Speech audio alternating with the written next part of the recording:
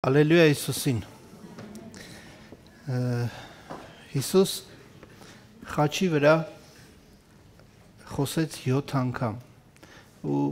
ամեն խոսքը, որ վերցնես, կարաս հարյուրավոր պատգամներ գրես, ընդամենը մի խոսքի վրա կարաս 100,000-ավոր հայտնություններ ստանաս։ Այսօր ես վերցրել եմ խաչի վրա խոսքերից մեկը, ուզում եմ իրար հետ մի հատ ուշադրություն դարձնենք այդ խոսքի վրա ու տարբեր կողմերից նայենք։ Այսօրվա իմ խոսքի թեման է ծարավ եմ։ Հովհաննես 19-րդ գլխի 28-րդ խոսքում Հիսուս ասաց այս խոսքերը խաչի վրա։ Դրանից հետո Հիսուս իմանալով, որ ամեն ինչ արդեն կատարված է, որպեսզի իրականանա, գրվածը ասաց. ծարավ եմ։ Հետաքրքիր է, ես ուշադրություն դարձրեցի մի բանի վրա, որ ինչպես եղավ, որ այս աշխարհը ստեղծողը, արարիչը, մարդուն ստեղծողը, կենդանիներին, այս բնություն ու ամեն ինչը հանկարծ դարձավ կախյալ մարդուց։ Տարօրինակ մի բան, ինչպես պատահեց, որ Աստված, որ ամեն ինչի արարիչն էր, հանկարծ այդ պահին մարդուց կախված էր ինքը, մարդու կարիքը ուներ։ Ու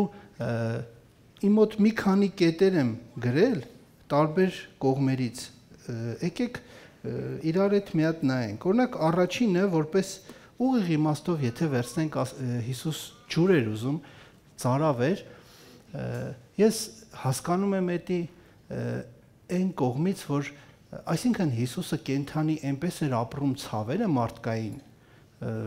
որ իր մեջ ծարավ էր առաջացել, որովհետև Հիսուս ինքը կորցրել էր ահագին արյուն էր կորցրել, իր մարմնի մեջ օտար մետաղներ կային, մեխերն էին, որը կարող պատճառ հանդիսանա, որ իր ջերմությունը բարձրանար, տաքությունը բարձրանար ու այդ ժամանակ ջրի կարիք լներ ու հետաքրքիր է, որ տեսեք օրինակ մենք մի հատ ատամ հեռացնելու համար մենք ցավազրկող ենք անում։ Մատդ մի հատ ճղվում է, որ տանում են պիտի կարանես, ասեղի ծակոցը չզգալու համար դու տեղային ես անում։ Օրինակ Հիսուսը չէր կարա իր մարմինը անզգայացնել, որ այդ ցավերը կենդանի չզգար։ Ինչի համար Հիսուսը զգաց այդ ցավերը կենդանի։ Եվ որ Հիսուսի խաչելությունից մի քանի հազար տարի հետ ես նայում, մարդիկ, երբ որ գառը մորթում էին, մատաղացու գառը մատաղ էին անում, այդ ժամանակ ոչ մեկ չէր մտածում գառի ցավերի մասին։ Որ ասեր մի հատ սրսկեմ գառը այդ դանակի ծակոցը չզգա, ցավը չզգա, կամ տեղային տան գառը չտանջվի։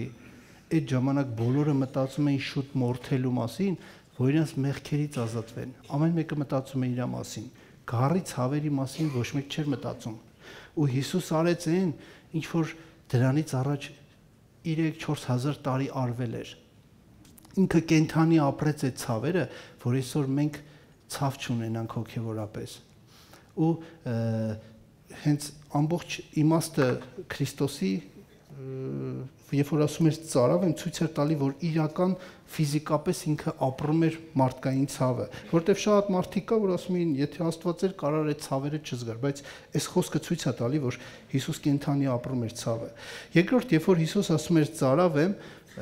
նա դիմում էր իր առջև կանգնած մարդկանց, ու այդ մարդիկ հաստատ քիչ չէին, լիքը մարդիկ կային, որովհետև 3.5 տարվա մեջ Հիսուս շատ բժշկություններ էր արել, հրաշքներ էր արել, շատերին հացեր կերակրել ձրիաբար, շատերին օրհնել էր, դիվարությունից ազատել էր, ու այդ մարդիկ հաստատ հետաքրքրությունից ելնելով, չեմ ասում բոլորը, բայց շատերը կգային տեսնեին, թե Հիսուսին ինչ են անում, ինչ են խաչում, կարողա ցավ ապրեին, լացեին, բայց շատերը կային այդ հավաքված։ Ու երբ որ Հիսուս այդ մարդկանց ասում էր ծարավ եմ, իրանց հիշեցնում էր իր քարոզած խոսքերը։ Երբ որ Մատթեոս ավետարան 10-րդ գլխում Հիսուս ասում էր, եթե ես փոքրիկներից մեկին ջուր տաք, ձեր վարձքը չեք կորցնի։ Մի ուրիշ տեղ ասվում է, թշնամիդ եթե սոված է, հաց տուր իրան, եթե ծարավ է, ջուր տուր իրան։ Ու Հիսուս դիմում էր այդ մարդկանց, ասում էր, չէ՞ որ դուք եղել եք իմ քարոզներին, չէ՞ որ դուք այս քարոզը լսել եք։ Կատարեք, մի հոգի մարդ չկա, որ իմ պաշտամունքներին ներկա եղել ու այս խոսքը կատարի։ Ու այդտեղ կանգնածներից չեղավ մեկը, որ հիշեր ասեր Հիսուս ջան, ես այդ քո քարոզը լսեցի, հեսա ես այդ խոսքը կկատարեմ։ Մի հոգի չգտնվեց, որ Հիսուսին ջուր բերեր։ Ու այսօր հարցը առաջանում, եթե Հիսուսի քարոզը լսելով չկատարեցին, արդյոք այսօր մենք քարոզ լսելով եկեղեցի գալով կարանք այդքան երկինք։ Անցած անգամ, երբ որ Սեդրակ եղբայրը խոսում էր հոգևոր մարդու ներսի ու դրսի մասին, որ արտաքինից հոգևորը ներսից դատարկ ու դատարկ շշի օրինակներ բերում, ես իմ մոտ նշեցի, որ խաչի մոտ դիմացը կանգնած բոլորը դատարկ շշեր էին։ Մեկի մեջը ներսը լիքը չէր, որ համարձակություն ունենար ու հելներ Հիսուսին ջուր տար։ Ու նաև հասկանում եմ այն մտքով, որ Հիսուս երբ որ ասում էր ծարավեմ, նաև ուզում էր ասել ծարավեմ ձեր ծարավին։ Այսինքն ծարավեմ այն մարդուն, ով ծարավ Աստծո խոսքին, որ չի վախենա իր անձի մար, չի վախենա իր ընտանիքի մար, իր բիզնեսը կորցնի, ֆինանսը, ավտոն, երեխուն, այլ համարձակություն կունենա ու Տիրոջ ծարավը կհագեցնի։ Հիսուս երբ որ ասում էր ծարավեմ, այդ մարդկանց ուզում էր ասել ծարավեմ ձեզանից ձեր ծարավին, որից է մեկի հոգևոր ծարավին, որ չկար ոչ մեկի մեջ։ Բոլորը դատարկ էին ու Աստված այդ էր փափագում։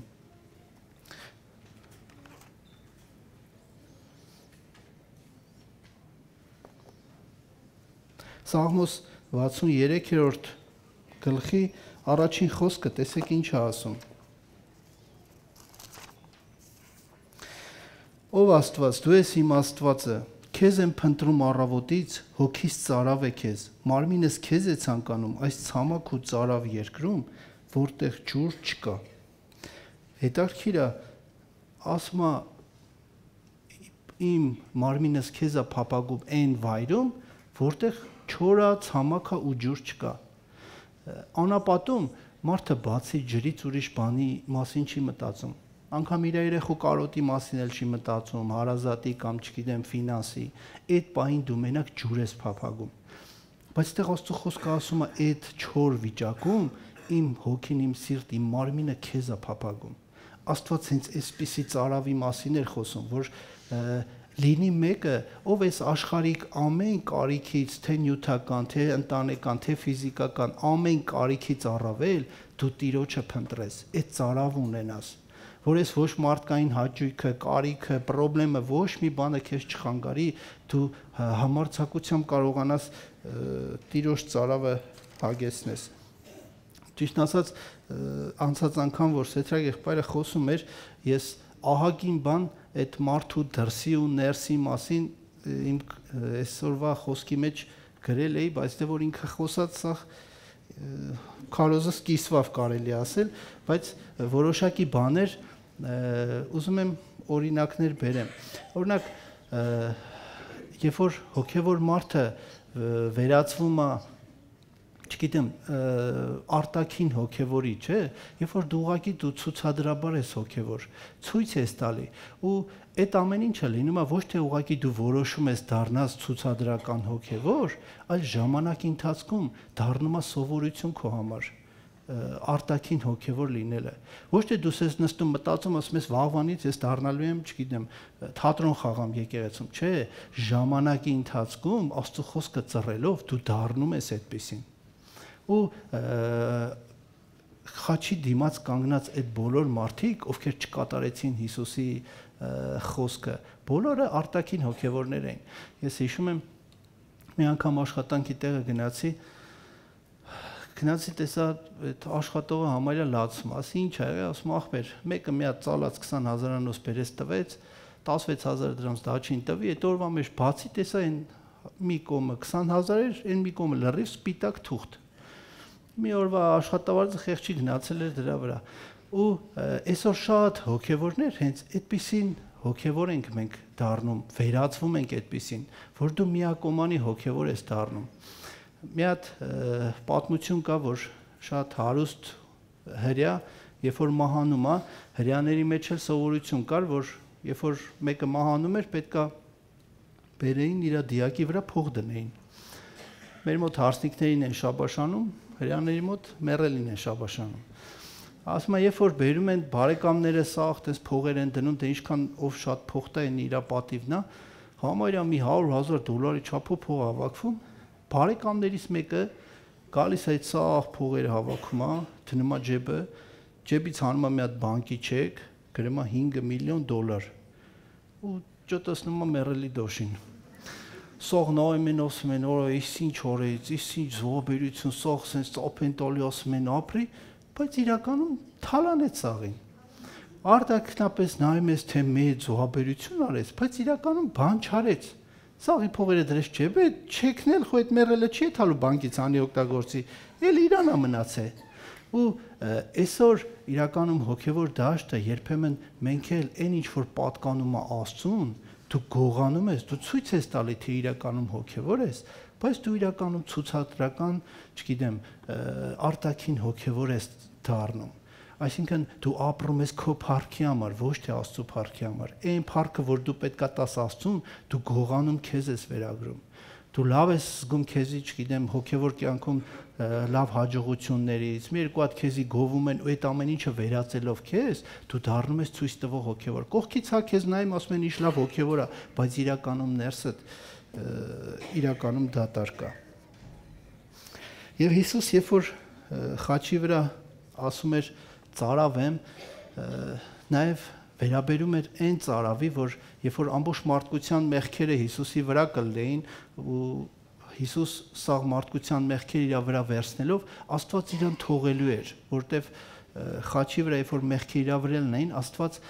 շատ կարճ ժամանակով, չգիտեմ, մի քանի ժամով ա եղել, մի քանի րոպեով ա եղել, բայց անգամ Հիսուսն էլ ասում Աստված իմ, ինչու ինձ թողեցիր։ Ու այդ կարճ անգամ թողելը Աստծո Հիսուսի մոտ ծարավ բերեց, որ անգամ Հիսուս ասում էր ծարավ եմ Տիրոջ հետ հարաբերության, Տիրոջ հետ մեկ լինելուն։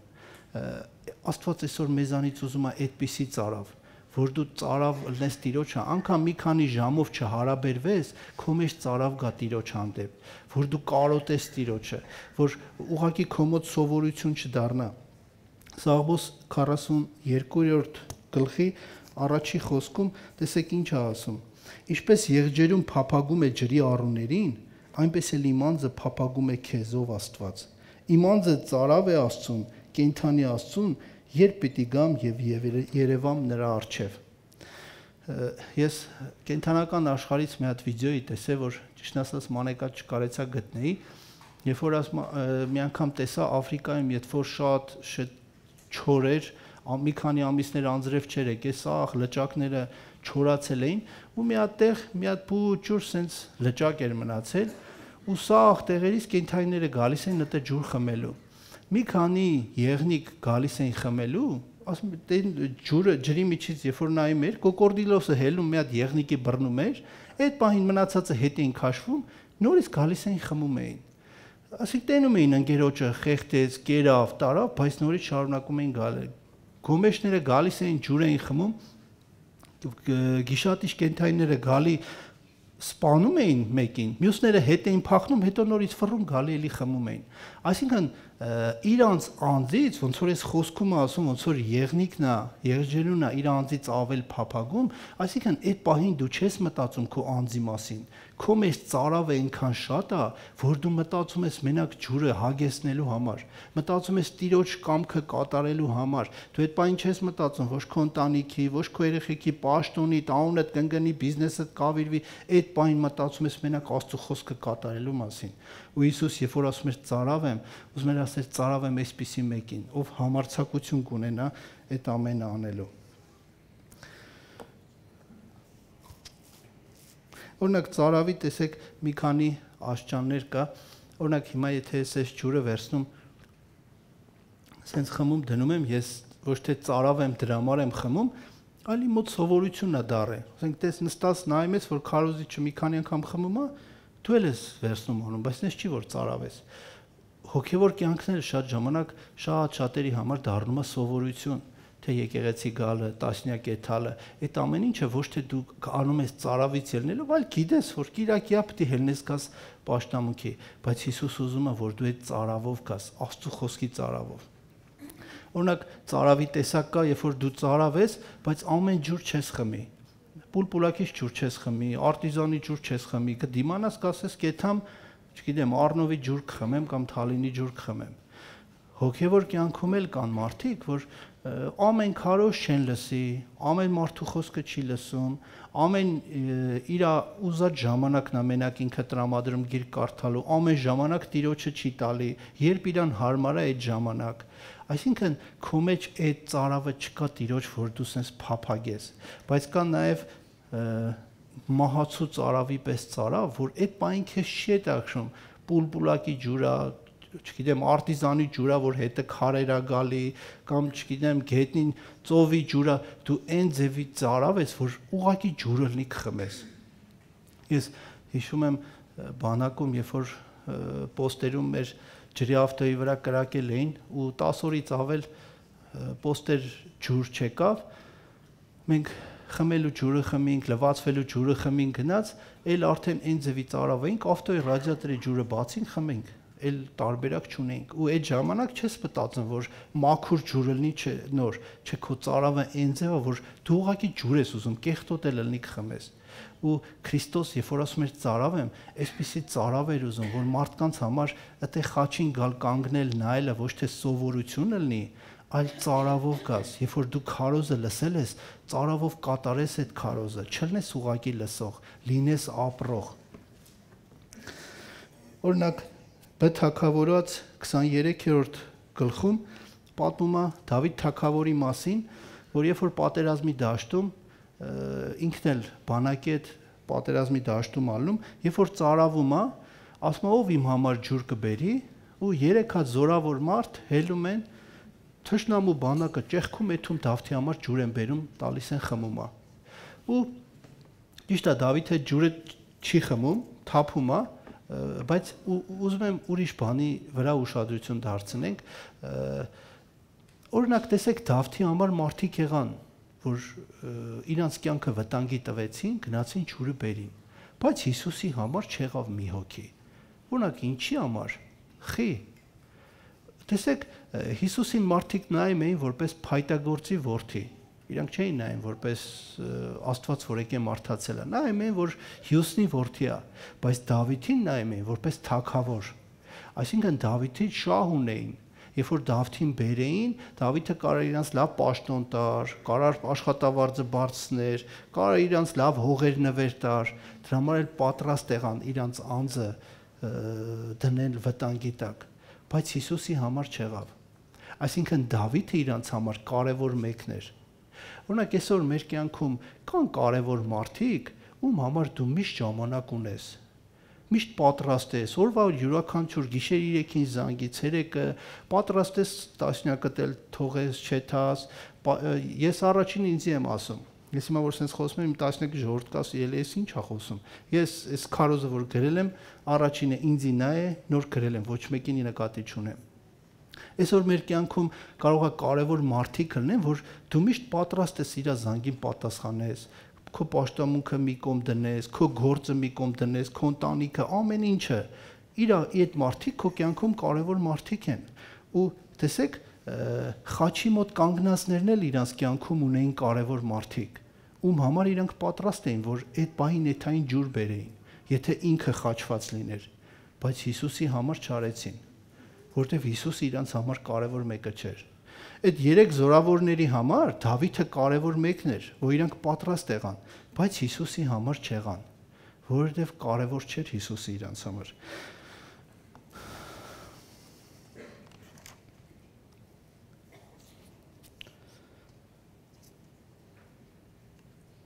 Բայց կա նաև սրա հակառակ կողմը, երբ որ երկար ժամանակ Հիսուսը ասում է ծարավ եմ ու դու չես արձագանքում այդ ծարավին, Հիսուսի ծարավը չես հագեցնում, վախեցի, իրականում վախեցի նրանից, որ կարան մարդու կյանքով օրեր, որ դու կծարավես արդեն, ոչ թե Հիսուսը կծարավի, այլ դու կծարավես, ու այդ ժամանակ ոչ թե քո կողքին ոչ բարեկամ կլինի, ոչ ընկեր, ոչ մեկ չի լինի, որ քեզ ջուր տա, ու այդ ժամանակ անգամ Հիսուսը չի պատասխանի քեզ։ Օրինակ Ղուկաս ավետարան 16-րդ գլխում պատմում է Ղազարոսի ու հարուստի առակը, որը որ ես չեմ կարդա, որտեվ այդտեղ վիդեոով էլ նայել ենք մենք, ուղղակի մի հատված կկարդամ այդ առակից, երբ որ հարուստը արդեն դժոխքում էր ու հայր Աբրահամի հետ խոսելուց, տեսեք 16-րդ գլխի 24-րդ խոսքում ինչ է ասում։ Նա աղաղակեց ու ասեց. «Հայր Աբրահամ, ողորմիր ինձ եւ ուղարկիր Ղազարոսին, որ իր մատը ծայրը ջրով թրջի եւ լեզուս հովասնի, որովհետեւ այս կրակի բոցի մեջ տանջվում եմ»։ Իսկ Աբրահամը ասաց. «Որդյակ, հիշիր, որ դու ստացար քո բարիքները քո կյանքի ընթացքում, իսկ Ղազարոսն էլ չարիքները։ Հիմա սա այստեղ մխիթարվում է, իսկ դու տանջվում ես»։ Տեսեք ինչ հետաքրքիր խոսք է ասում Աբրահամը հարուստին, ասում է հիշի մի բան, որ դու հիմա չես կարա փոխես։ Այսինքն, տեսեք, դժոխքով Աստված թույլ է տալի, որ դուք հիշեք քո կյանքը, անցյալը, քո անցյալ ճանապարհները, դու բոլորը կարենալու ես հիշես, բայց ոչ մի բան չես կարենալու ուղես, փոխես։ Ամբողջ դժբախտությունը նրանում է, որ կարա գա ժամանակ, որ դու կծարավես ու ոչ մի բան չես կարա փոխես, կկանչես, Տերը չի պատասխանի։ Բայց մի ուրիշ տեղ Երկրորդ օրինաց 8-րդ գլխում տեսեք Աստված Իսրայելի ժողովրդին ինչ էր ասում։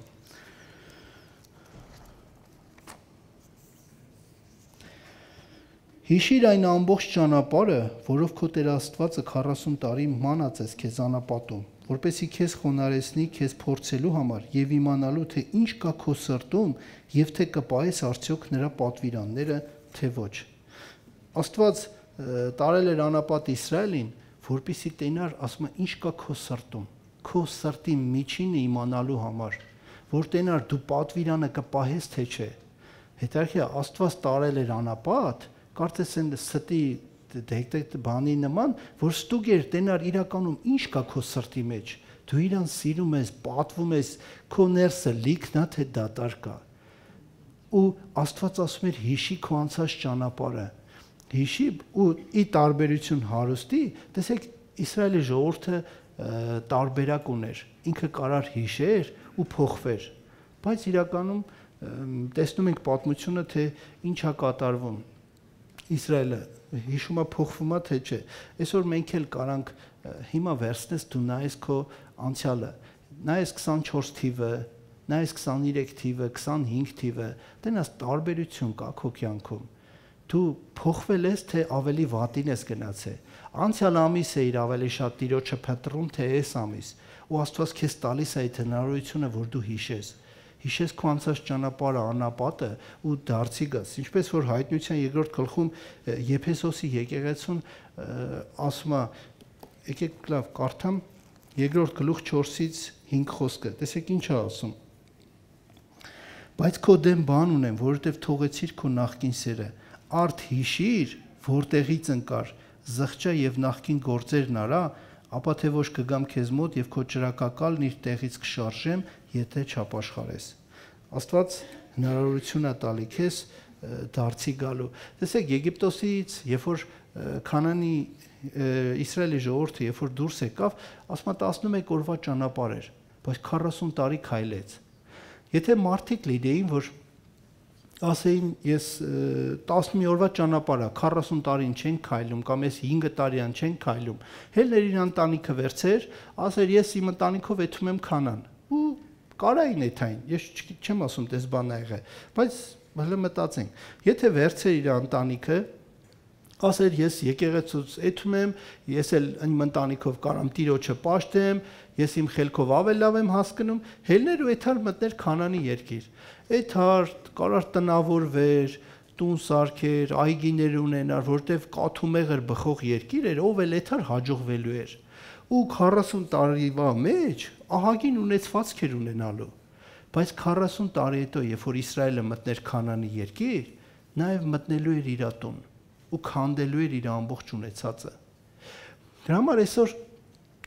բաներ կա, որ դու կարող ես քո խելքով անես, մտածես ավելի խելացի ես անում, ավելի ճիշտ ես անում, ու կողքից նայեն տենան, որ դու հաջողվում ես, իրականում հաջողվի էլ քո արածը, բայց կգա ժամանակ, որ Աստված կանգնելու է քո առաջ, ասելու է բուրվարդ վեկալ ու կանգնի իմ առաջ։ Դենամ այդքան ժամանակ, որ դու ծառայել ես, արել ես ու կողից նայել են, տեսել են, որ դու լավ հոգևոր ես, հաջողված հոգևոր ես, կանգնի իմ առաջ տենանք, իմ համար ես արել, թե քո անձի, քո անունի համար ես արել։ Երբ որ Կորխը, Դաթանը, Աբիրոնը ասին, մենք էլ կարանք Մովսեսի նման առաջնորդենք ժողովրդին, Աստված նույն բանը արեց, ասեց ձեր բուրվարները վերցրեք,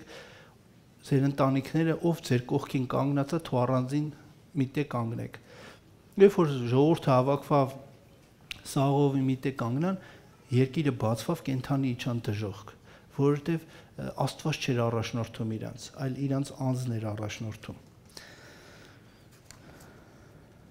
Ելից 17-րդ գլխում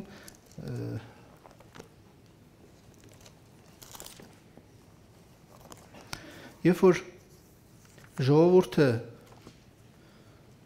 այգեք կարդամ լավ նոր ասեմ 17-րդ գլխի առաջին խոսքը Իսրայելի որդիների ամբողջ բաժնությունը Տիրոջ խոսքի համաձայն իր ճանապարհով մեկնեց Սին անապատից ու բնակություն հաստատեց Ռափիդիմում, որտեղ ժողովրդի համար խմելու ջուր չկար։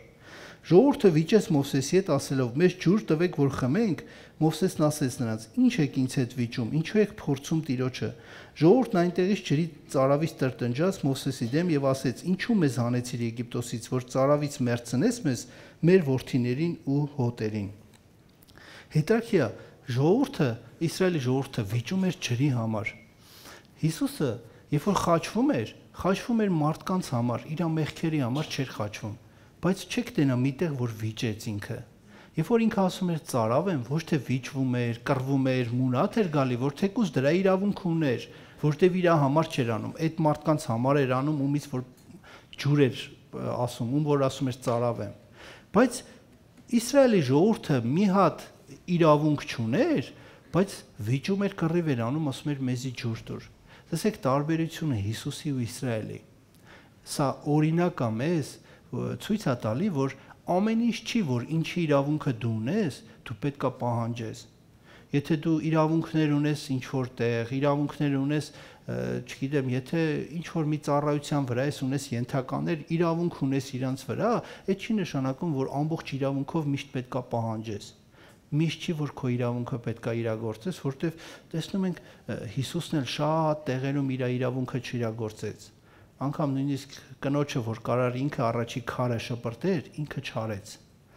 Այսինքն օրինակ է մեզ տալի, որ ամեն տեղ չի, որ դու ինչ որ գիտես, թե դրա իրավունք ունես, դու պետք է անես։ Հիսուսը մեզ սովորեցնում է, որ մենք պետք է զիջող լինենք, սիրող լինենք։ Ու նայեք 7-րդ խոսքը, որ մինչև 7-րդ խոսքը կարդամ, տեսեք ինչ է ասում։ Տերն ասեց Մովսեսին. «Անցի ժողովրդի առաջ, վիճեցին, ասին ջուր չկա, ու Տերը ասում է Մովսեսին, Տերն ասեց Մովսեսին. «Անցի ժողովրդի առաջ, վերցրու քեզ հետ Իսրայելի ծերերից ձեռքը տար քո գավազանը, որով հարվածեցիր գետին եւ գնա։ Այնտեղ Քորեբի ժայռի վրա կկանգնեմ քո առջև, դու կհարվածես ժայռին, դրանից ջուր դուրս կգա եւ ժողովուրդը կխմի»։ Մովսեսն այդպես էլ արեց Իսրայելի ծերերի առաջ։ Նա այդ տեղի անունը Մասա եւ Մերիբա դրեց Իսրայելի որդիների այնտեղ վիճելու եւ Տիրոջը փորձելու համար, որ ասացին. «Արդյոք Տերը մեր մեջ է, թե ոչ»։ Հետաքրքիր է, Աստված Իսրայելին շատ մեծ հարվածներով Եգիպտոսին խփել էր, Իսրայելին դուրս էր հանել Եգիպտոսի միջից։ Ու Իսրայելը ինքը տեսել էր այդ տարբերությունը, որ Աստված իրանց մեջ է։ Ծովը բացվել էր, իրանք անցել էին, բայց իրանք հարց էին տալի, ասում էին. «Տենաս Աստված մեր մեջ է»։ Գիտեք ինչի համար էին հարց տալի։ Ինչքան որ դու երկրի վրա ապրելով, ինչքան Աստծո խոսքը ծռես, շեղվես Աստծո խոսքից, միշտ դու քեզ հարց ես տալու. «Տենաս Աստված իմ աղոթքը կլսի»։ Եթե դու երկրի վրա ապրում ես ոչ ուղիղ, ոչ ճիշտ, այլ ապրում ես, չգիտեմ, արտաքնապես հոգևոր, Աստծո խոսքը ծռելով, շեղվելով, ընկնելով, միշտ էլ նեղության ժամին, դժվարության ժամանակ դու քեզ հարց ես տալու. «Տենաս Աստված ինձի կպատասխանի, թե ոչ»։ Որտեվ Իսրայելը իրականում ծուր սրտով էր Տիրոջ առաջ կանգնած։ Դրա համար էլ այդքան հրաշք տենալով հլի իրանք հարց էին տալի, ասում էին. «Տենաս Աստված մեր մեջ է, թե չէ»։ Տեսեք, երբ որ ծովը բացվավ, իրանք անցան, շատ ուժեղ բարիխում կազմեցին, բարին, երգեցին, Տիրոջը օրհնաբանեցին ու դրանից հետո մի քանի օր ճանապարհ եկան, հասան մի հատ ջրերի, որը դառը ջրեր էր։ Ու սկսեցին բողոքել Տիրոջը։ Սկսեցին բողոքել, վիճեցին, ասին բերել եք մեզից տելի սպանենք, Եգիպտոսում ավելի լավ էր։ Օրինակ ես ինձի հարց տվեցի, ասի, ինչպես պատահեց, որ այն ժողովուրդը, որ Աստված իրանց մեջ էր, իրանց Եգիպտոսից հանեց, ծովը բացեց, լավ էլ փառաբանության խումբ կազմին, երգեցին, Աստված ինչի համար բերեց դառը ջրերի մոտ։ Ինչի համար չբերեց քաղցրահամ ջրերի մոտ։ Ինչի եկան դառը ջրի մոտ կանգնեցին։ Ու այս օրինակը կարդալով ես հիշեցի Աստվածաշնչում մի տեղ, օրենքից մի տեղ, որը շատ հազվագյուտ օրենք է։ Երևի միակն է իր այդ օրենքը իր բանում, որ նյութականով կարում էին մեղքը որոշեին։ Երբ որ ասում էր մեկի ամուսինը իր կնոջ հանդեպ կասկած կընկնի, որ իր կինը իրան դավաճանում է, թե չէ, բայց ապացույց չի ունենա։ Ուղղակի մարդը, չգիտեմ, մեջը կասկածանք է, կինը շատ սիրալիր է դառը, գրական բառեր է օգտագործում։ Ես օրինակ մի բան ասեմ, օրինակ շատ մարդիկ կա, էլի բողոքում ասում են, մարդս ռոմանտիկ չի, էս չի, ինչի, չէ։ Օրինակ իմացեք, այն մարդը, որ սկզբունքային մարդ է, չոր, կոպիտ, մարտյոթին նվեր չի տալի, չգիտեմ, ծաղիկ չի բերում, էս չի անում, ինչ ամ, չէ։ Իմացեք, այդ մարդը երբեք ձեզ չի դավաճանում։ Ինքը արդար, հավատարիմ մարդ է։ Բայց այն մարդը, որ փոփոխական է, չէ, սկզբունքներ ունի, ասենք այս ինչ բաները չի սիրում, մեկ էլ մի օր առաջարկում ես, ասում հա, սիրելիս, լավ արա, կամ մի բան ես ասել 5 տարի չի արել, մեկ էլ մի օր հանկարծ հելավ սկսեց անել, կամ չգիտեմ, սկսելա քո հետ սիրալիր ծաղիկներ էս բերել, իմացեք, իր տակը մի բան կա։ Այդ ես հիմա կարող եմ երկու հատ տուն քանդեմ, բայց պետք է ասեմ։ Այն մարդը ով վախենում է, միշտ նման բաներով շեղում է, որ իր գաղտնիքը չհայտնաբերվի։ Լիքը մարդիկ բողոքում ասում են մարդը սան ռոմանտիկ չի, էս չի, ինչի, չէ։ Գնահատեք ձեր անտաշներին։ Իրանք ձեզի հավատարիմ են թե ֆիզիկապես, թե հավատարիմ են իրենց բնավորությունով։ Դից որ էսի լավ, ուղղակի կարճ բանով ու տեսեք, Աստծո խոսքով ասում է, եթե մեկը կասկածի իր կնոջ վրան, այտենց մի երկու հատ բան տենա ու ապացույց չունենա, ասում է թող բերի եկեղեցի, բերի քահանայի մոտ, ասում է քահանան բաժակով ջուրը կվերցնի, հատ եկեղեցու պոլից փոշի էր վերցնում, լցնում էր բաժակով ջրի մեջ ու դառը այդ ջուրը տալիս էր, որ կինը խմեր։ Այնտեղ խոսքեր կար, ասում էր, կինը կրկնում էր ու դառը ջուրը խմում էր։ Ու այդ դառը ջուրը, երբ որ էթում էր իր օրգանիզմ, փորի մեջ, ասում է, եթե փորը ուռում էր, ուրեմն դավաճանել է։ Եթե չէր ուռում, ուրեմն այդ խեղճին շառ էին անում, ոչ մի բան էլ չի արել, արդար է։ Հիմա նայեք, Աստված կարծես այս օրինակի նման Իսրայելին փորձում էր, տենար իրան դավաճանելա թե չէ։ Երբ որ բերես դառը ջրերի մոտ, Աստված ուզում էր փորձեր տենար, իրանք միանգամից կտրտնջան կբողոքեն, իրանք Աստծուն ընդունում են որպես Աստված, թե Աստծուն ընդունում են, չգիտեմ, փարավոնի պես ինչ որ մեկը, բայց Իսրայելը ցույց տվեց, որ իր փորը ուռեցրեց տրտունջներով, բողոքներով ու ցույց տվեց, որ Աստված իրանց Աստվածը չի։ Ու առաջի տրտունջը հենց տեղ արեցին։ Ու Աստված կարգադրում է Մովսեսին, ասում է մի հատ փայտ վեկալ, գցի ջրի մեջ ու ջրերը քաղցրահամ կլինեն։ Այսօր տեսեք շատերիս կյանքն է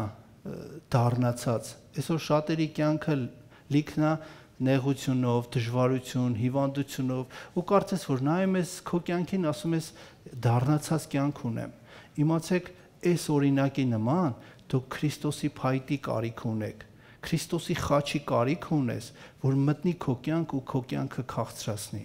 Երբ որ Քրիստոսի խաչը բերես քո ընտանիք, բերես քո կյանքի մեջ, քո կյանքի դառը ջրերը կքաղցրանան։ Այսօր դառնացածը, որտեվ Աստված չկա, որտեվ դու էլ քո մեջ կասկած ունես, ասում ես, եթե աղոթեմ, տենաս Աստված իմ աղոթքը կլսի, որովհետև քո կյանքում ունես այն մարդկանց, ովքեր որ շատ բարձր դիրքերում են քո կյանքում գրավում, իսկ Աստված իջել է 7-րդ, 8-րդ, հələ կարող է ավելի ներքև քո կյանքում։ Դրա համար էլ միշտ այդ կասկածը քո մեջ կա։ Հաջորդ, երբ որ ստեղից մի քիչ քայլում առաջանում են, մի քանի օր եթում են, հիմա էլ սովածանում են։ Ու սկսում են նորից բողոքել, Իսրայելը ասում է, ավելի լավ չէր Եգիպտոսի սոխ ու սխտորը, ուտելիքը։ Տեսեք, Աստված, երբ որ Իսրայելին բերեց Քանանի երկիրը լիքն էր հիվանդությունով, լիքն էր ծարավով, չորությունով, չգիտեմ, կարիճներով, լիքը դժվարություններ կար, բայց դրա հետ մեկտեղ այսօր անապատը մեր կյանքի համար դժվարություններով լիքն է, բայց նաև օրհնության վայր է։ Առանց անապատի դու այսօր չես կարող օրհնություն վերցնես։ Անապատում կա հիվանդություն, կա ծարավ, կա չգիտեմ, տապ, ամեն ինչ դժվարություն, լացուկոց, ամեն ինչ կա, բայց դրա հետ մեկտեղ կա մանանա, կա քորեբի ժայռ, որ քո ծարավը հագեցնում է։ Ու անապատը հիմնական տեղ չի, որ դու մնաս հաստատվես։ Անապատը անցողիկ վայր է, որ Աստված ժամանակավոր քեզ բերում է անցկացնելու, որ քո սրտի միջին իմանա։ Ոնց որ կարդաց երկրորդ օրինացում, Աստված բերում է քեզ անապատով անցկացնի, որ տենա իր պատվիրանները պահում ես թե չէ։ Ու տեսեք, եթե դու փորձես հաստատվես անապատում, այտենց էլ կմնաս անապատում։ Անապատից պետք է անցնես, ոչ թե անապատում մնաս, տեղավորվես, տուն տեղ սարքես, ոսկե հոր շինես, ուզենաս ասես մնաս դե։ Օրինակ, երբ որ Իսրայելը անցնում էր ծովի միջով, տեսեք, հələ անապատում 45 աշճան, չգիտեմ, 50 աշճան ջերմաշճան ա եղել, շոք ա եղել ու հանգարց ծովը բացվում, մտնում ես ծովի մեջ։ Այս ոնց որ մեր օրերում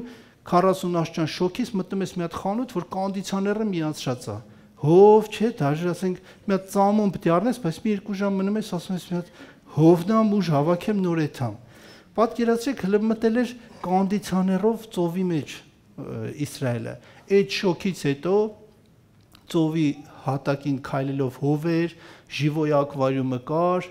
ուտելիքը կար, ամեն ինչ կար։ Ու շատ մարդիկ կարող ասեին, այ մարդ, ստե լավ է, ես կմնամ, այդ շոքին էլ չեմ գա։ Ուզենային հաստատվեին այդտե։ Եգիպտոսի ժողովրդի հետ խեղդվելու էին իրանք այդտեղ, որովհետև Աստված քեզ երբ որ տանում է անապատ անցկացնելու, չի տանում, որ դու հաստատվես այնտեղ։ Անապատով տանում է անցկացնի, որ քո սրտի միջինը իմանա։ Ու մի փորձի, որ դու մնաս այդտե։ Դու իմացի, որ դա անցողիկ տեղ է, որ պետք է շատ արագ անցնես այդտեղից։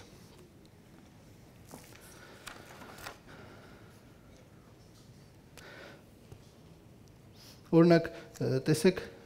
անապատում Աստված երբ որ տալիս էր մանանան, ամեն օրվա համար Աստված մանանան տալիս էր, չէր տալի, որ մի շաբաթվա համար, 10 օրվա համար հավաքեին, օգտագործեին։ Օրինակ,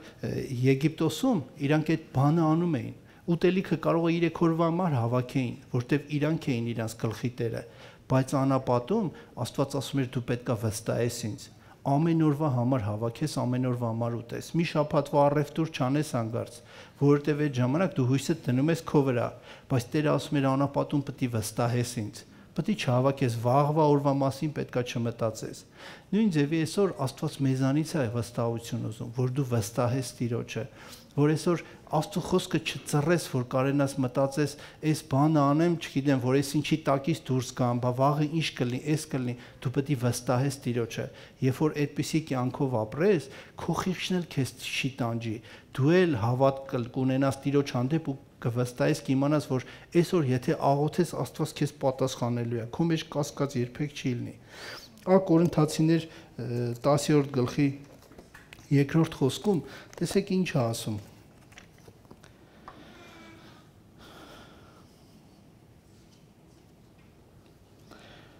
Բոլորը Մովսեսին հետևելով ամպի մեջ եւ ծովում մկրտվեցին, ու բոլորն էլ նույն հոգեվոր կերակուրը կերան, բոլորն էլ նույն հոգեվոր ըմպելիքը խմեցին, որովհետեւ այն հոգեվոր վեմիսն էին խմում, որ նրանց հետ էր գնում, եւ այդ վեմը Քրիստոսն էր։ Այսօր մենք բոլորս այդտեղ հավաքված Աստծո խոսք ենք լսում, չէ՞,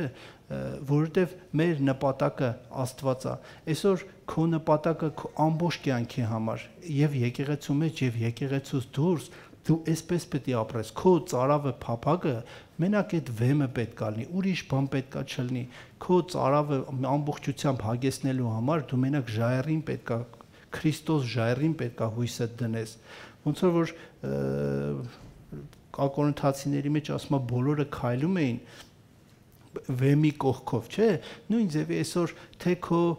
հենարանը, թե քո պաշտպանը, քո բժիշկը ամբողջությամբ քո հույսը պետքա դնես Աստծո վրա, հույսը դնելով իր վրա պետքա ապրես։ Օրինակ, տեսեք ի տարբերություն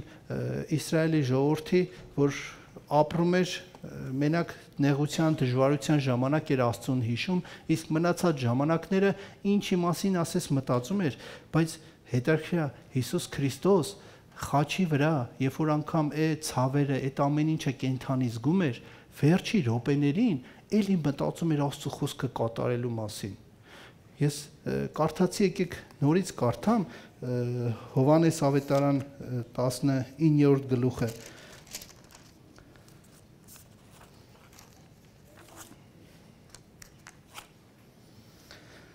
Նայեք ինչ ասում։ Դրանից հետո Հիսուս իմանալով, որ ամեն ինչ արդեն կատարված է, որպեսզի իրականանա գրվածը, ասեց ծարավեմ։ Այսինքն Հիսուս մինչև վերջի րոպեն էլ մտածում էր Աստծո խոսքը կատարելու մասին։ Իսահակը երբ որ մեռնում էր, իր վերջի օրերն էր, պետքա մահանար։ Տղուն կանչեց, ասեց՝ «Արի քեզի օրհնեմ» ու խորովածի մասին մտածեց, ասեց՝ «Գնա մի հատ խորոված արա, որ սարա խորոված բեր ուտեմ»։ Երբ որ Դավիթ թագավորը մահանում էր ու իր սաղ կյանքը կին շատ էր սիրել, իր մահանալուց էլ էլի մրսում էր, պետք տաքացնելու համար կին ուզեց, կին բերին, որ Դավիթ թագավորին տաքացնի։ Եզեկիան, երբ որ շատ լավ թագավոր էր, երբ որ պետքա մահանար, իր վերջի օրերին Աստծուց երկար էլի տարիներ խնդրեց, ասեց՝ «Տեր, չեմ ուզում մահանամ, մի քանի տարով էլի կյանքս երկարացրա»։ Ու սենց կարանք շարունակենք բոլորի անունները։ Միակ մարդը, որ վերջի վայրկյանին, երբ որ մահանում էր, էլի մտածում էր Աստծո խոսքը կատարելու մասին, դա Հիսուս Քրիստոսն էր։ Ու այսօր օրինակ է մեզ, որ մենք էլ մեր կյանքի մինչև այն վերջի շունչի փչելը դու մտածես Աստծո խոսքը կատարելու մասին, քո միակ ծարավը լինի Հիսուս Քրիստոսը, Քորեբի լեռը, ժայռը, ոնց որ Աստծո խոսքը ասում էր Հիսուսն է։ Իսկանում։